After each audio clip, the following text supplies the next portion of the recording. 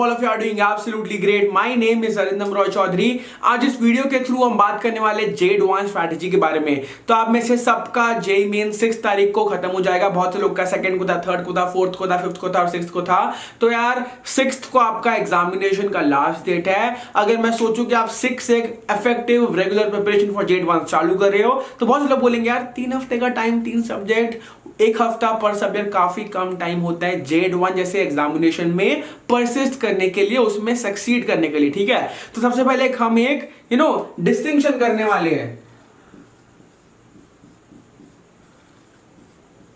JEE mains versus JEE advance का। ठीक है, इसमें सबसे पहले जेई मेंस में आपको अगर एक्सेल करना होता तो basics are more than enough. ठीक है, अगर आपको जेई एडवांस में एक्सेल करना है, strong application of concepts, this is a must. इसके अलावा speed is one of the most important criteria. अगर आप स्पीड मेंटेन नहीं करोगे तो ऑब्वियसली आप सारे क्वेश्चन जेई मेन में देख भी नहीं पाओगे।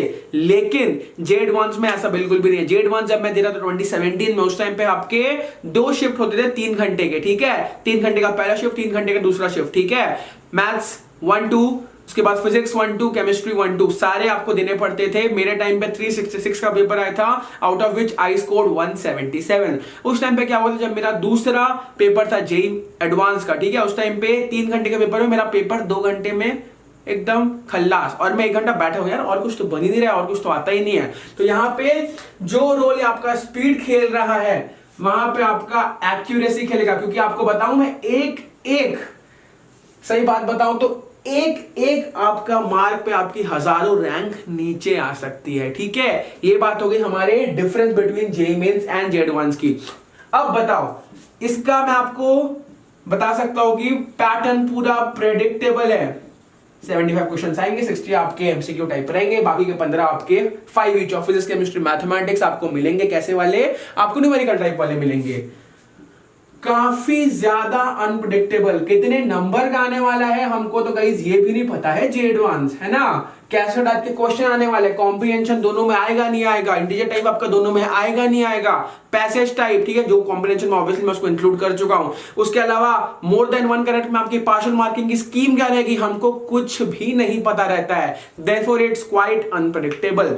तो यार मैं आपको एक चीज बताना चाहता हूं, 3 हफ्ते टाइम थोड़ा कम है, लेकिन मैंने आपको पहले भी मोटिवेशन सीरीज में बता चुका है कि ऐसे बहुत सारे लोग हैं जेईई मेंस के बाद डिप्रेस हो गए थे। उनको पूरी दुनिया बोल रही थी यार जेईई मेन में ढंग का नहीं कर पाया, जे एडवांस में कैसे करोगे।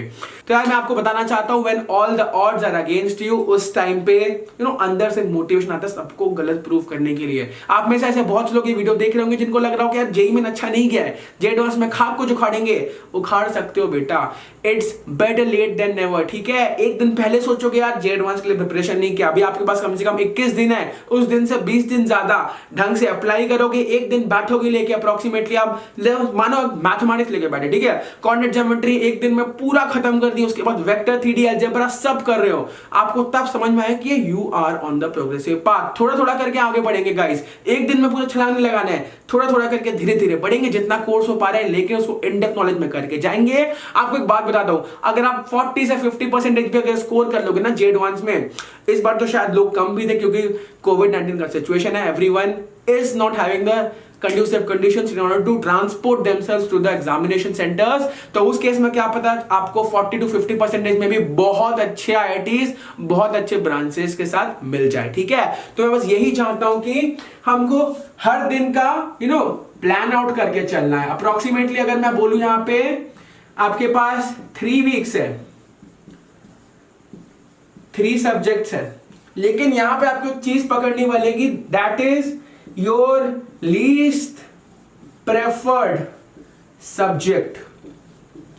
जेईई मेंस बिटसेट में ऐसा कोई भी कट ऑफ क्राइटेरिया नहीं रहता है जहां पे आपको बोलना पड़े आप केमिस्ट्री में इतना स्कोर करना ही पड़ेगा क्वालिफाई करने के लिए, मैथमेटिक्स में भी इतना ही करना पड़ेगा, आपका फिजिक्स में भी इतना ही करना पड़ेगा। लेकिन अगर आपको जेईई एडवांस में क्वालिफाई करना, आपको सबका रेस्पेक्टिव क्राइटेरिया को भी आपको ऑब्वियसली कट ऑफ क्लियर करना ही पड़ेगा। तो इस चीज को समझो, जो आपका लीस्ट प्रेफर्ड सब्जेक्ट है, ठीक है, इसको ज्यादा प्रेफरेंस दो 3 सब्जेक्ट्स में से, ओके, ताकि आप ये ना बोल सको, है ना, कि यार पूरा अच्छे मार्क्स आए थे, फिजिक्स में बहुत अच्छे आए थे यार, मैथमेटिक्स में बहुत अच्छा है, लेकिन यार केमिस्ट्री में गुड़ गोबर हो गया मेरा।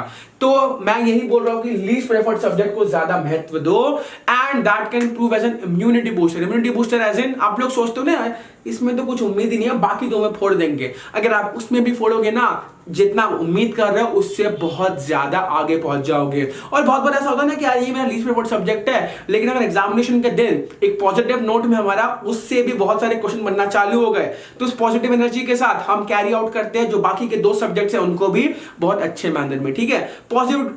Positivity is the key guys, ठीक है। जेईई मेंस में आप में से बहुत से लोगों ने अच्छा किया होगा, बहुत से लोगों ने खराब किया होगा, लेकिन मैं चाहता हूं जिन्होंने अच्छा किया है पॉजिटिव एनर्जी वहां से डिराइव करो और जेईई एडवांस के दिन अप्लाई करो, और जितने लोग का भी अच्छा नहीं करता इसको as a moment of retribution लो, ठीक है। हम अपने आप को ज्यादा अच्छे से एक्सप्रेस करेंगे on the day of JEE advance, क्योंकि जेईई एडवांस एक बार अच्छा कर लिया, जेईई मेन की कोई वैल्यू नहीं है। आईआईटी के सामने एनआईटी ट्रिपल आईटी कभी खड़े भी नहीं हो सकते। Okay, so this it from my side. समय आ गया आप सब सलाह लेने का।